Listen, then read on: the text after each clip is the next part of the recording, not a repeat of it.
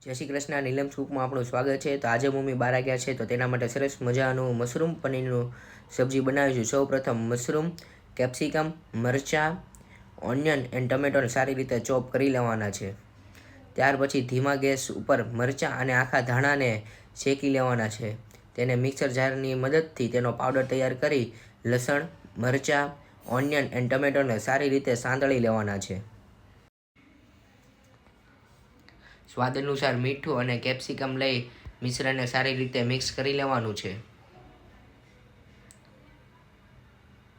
પછી તેમાં 1 ચમચી મલાઈ અને 1 ચમચી બટર લઈ મિશ્રણને થોડું હલાવીને તેને ઘટ્ટ થવા દેવાનું છે.